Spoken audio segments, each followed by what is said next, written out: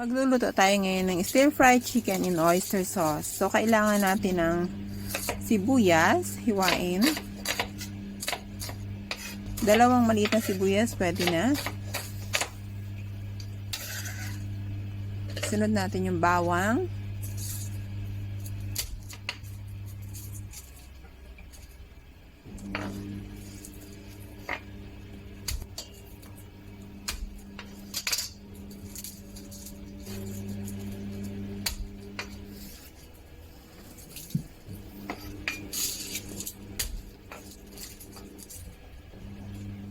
Mano-mano ko lahat itong ginagawa. Hiwain lahat.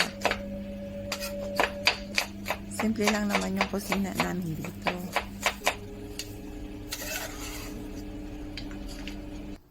Sunod na yung luya. Mga ilang hiwang luya lang. Pantanggal ng lansa ng manok. Hiwa din tayo ng green onion. Spring onion.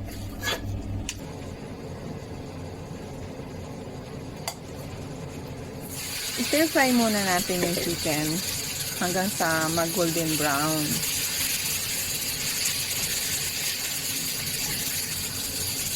Haluin mabuti para pantay yung pagka golden brown niya.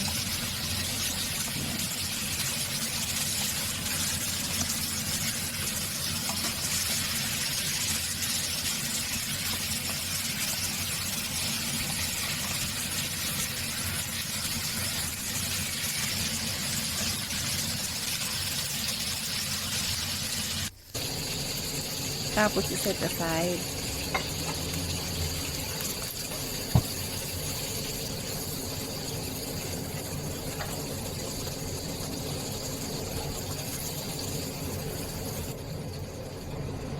Sa kaparihong kawali, gisa natin yung luya.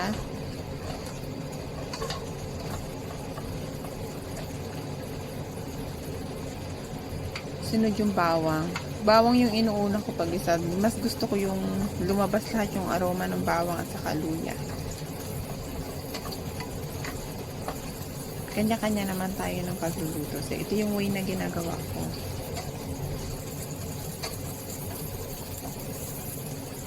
Saka ako nilagay yung sibuyas. Panghuli talaga siya.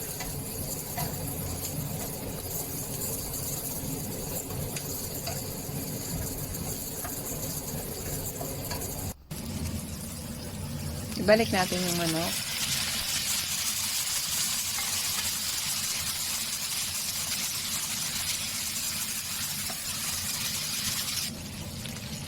Maglagay tayo ng oyster sauce. Tansya-tansya lang yung paglalagay ko ng oyster sauce. Siguro mga nasa 1 tablespoon yun. Regular soy sauce. White pepper. Pwede din naman maglagay ng black pepper. Kaunting asukal, mga 1 teaspoon. Saka cooking wine. Isang takip dun sa takip ng bote. Haluing mabuti para mag-incorporate lahat ng sauce. Takpan. Pakuluan siya doon sa sarili niya sa sabaw hanggang sa lumambot.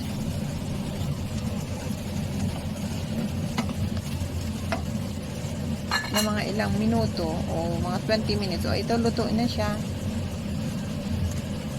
Ready to serve. Thank you for watching. Please subscribe.